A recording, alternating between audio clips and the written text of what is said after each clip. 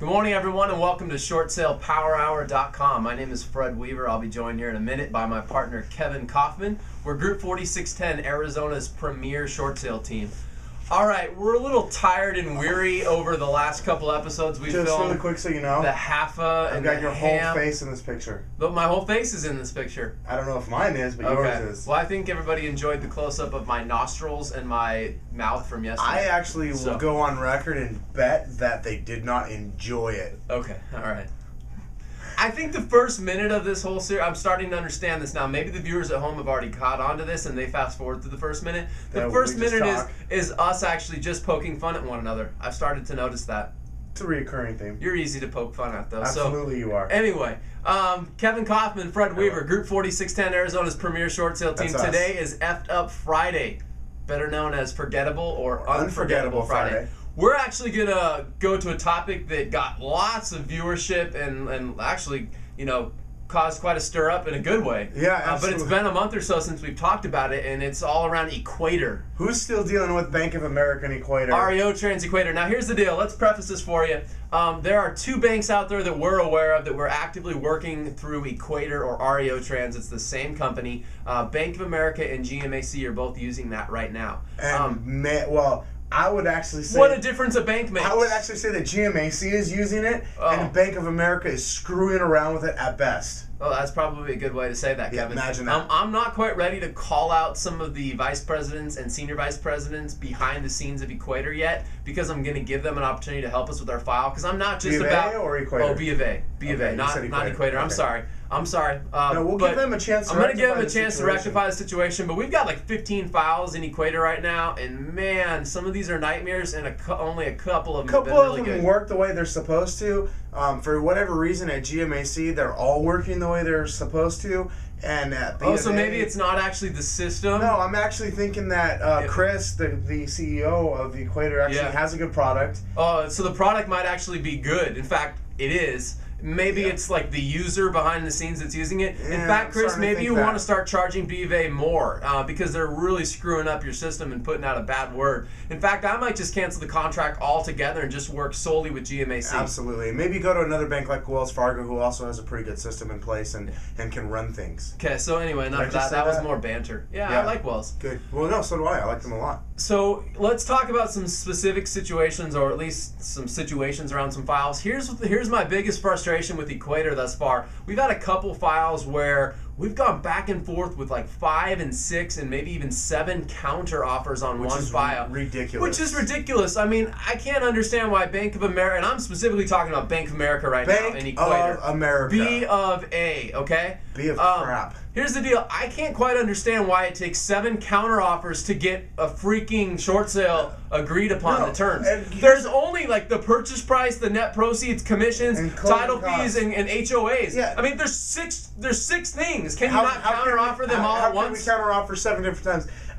Here's the thing I don't understand. This Equator is supposed to help speed the process up. Correct. Make it easier, and for some reason, it's actually getting harder with Bank of America because we're going through all this counteroffer crap. Yeah. Now, I don't know. I believe you share the same theory. A lot of this has to do with the fact that when we're on the phone and actually speaking to a person, a negotiator for the bank. Yeah, for BofA.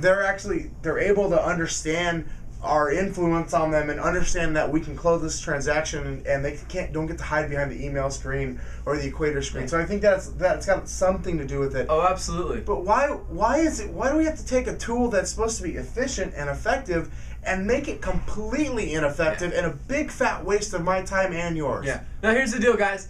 For some of you out there, you may have like much better experiences. So we are not saying by any means that all experiences at BofA with REO Trans are bad.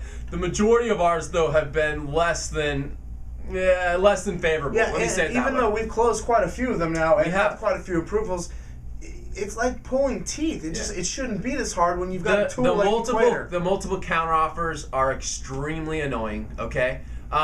Suddenly, I'm getting this all the time now on REO Trans and Equator as well. We need to order a payoff before we can proceed. Why in the heck can't you order the payoff before we get to the part where the BPO's back? Yeah, I mean, we open the file weeks in advance. Why can't you just do that in advance, BofA? And that's not an Equator thing. That's a BofA thing, okay? Absolutely. Your systems and your processes are back-assed. Well, you know what, though? They're probably spending time there. They're probably spending their time and resources defending Ken Lewis in that fraud charge. Oh, that might be. So they may not even have the cut out ability. some of the last minute. They may not be able to have. They may not have the time. Here's my biggest gripe, and you guys are gonna laugh because it actually has to do with approved short sales. Okay, we accepted counter terms not last week, the week before. So we're talking 2 weeks ago. Within a day of each other, we accepted the terms of the last counter offer from BofA on a file. Okay. We were informed in both situations it would take at least 5 to 7 business days until they issued us the approval letter. Hold on. I accepted your counteroffer, but it's not really approved and accepted yet. Is that what you're saying? No, it needs to go to management for final sign-off. Like, really? You're going to use the tool to negotiate with me, and then you're not going to even have it be like final acceptable terms. Why wouldn't you actually just make that an automatic thing where it's approved before you send out the counteroffer that you're asking me to approve? Oh, you mean like GMAC, for example? Like, yes. I accept GMAC's terms in REO Trans Equator, letter just shows and 24 to 48 hours I have an approval letter, if not sooner. What a freaking concept. Oh, what a great concept. So that's my most frustrating point. We had one, guys, here's how funny this one is. Took them 7 business days, okay, and they came back to us. They countered us again after we accepted their last counter. We accepted the counter. 7 business days later, they counter us again. Here's what the counter was. They wanted us to close sooner.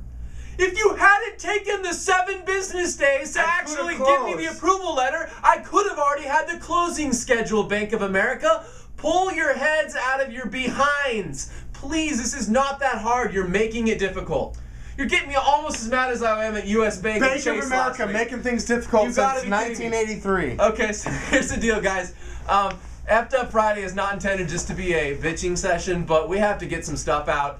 This needs to change. Bank of America, it's not really that hard. Change your internal process. If you're going to send me final terms, why don't you have a vice president or why don't you have a manager actually review those terms when you send the counter to us, and if they should be acceptable when you send it to us. Because when I'm accepting your terms on this end, I shouldn't have to wait 7, 10 business days to get my approval. In fact, one of those situations, 2 weeks later, I still don't have the first approval letter.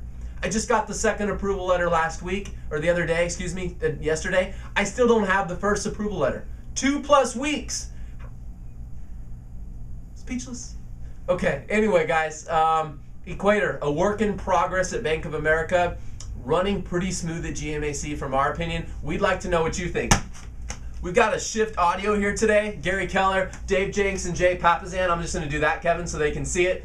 This is actually the audio book of Shift. Shift was just re-released within the last couple of weeks. Amazing content on this, guys. If you haven't caught up with what Gary Keller and Keller Williams is putting out there as far as product, whether you're a Keller Williams agent or not, it doesn't matter. You need to be reading and listening to this stuff. We're going to give this away. We'd like your best story, Outback solution or Outback scenario where you've dealt with REO Trans or Equator at GMAC or Bank of America. If you haven't dealt with them at all, humor us. We like humor. Here's the deal. Kevin and I are the only 2 judges. Whoever we agree has the best post wins. I don't even know that I just made the actual standards clear for how you win this. I just know you need to entertain us, captivate us in some way. Whoever posts the best comment here within the next couple of days wins this audio. We'll get in touch with you and mail it out to you. All right? Thanks for joining us on Short Sale Power Hour today. I hope you guys enjoyed it. We'd love to hear your feedback of what's happening on Equator and REO Trans. Tell us below, and perhaps we'll use a scenario that you've been dealing with in a future episode here on Short Sale Power Hour. On 3. 1, 2, 3. Short Sale Power Hour. Short Sale Power Hour.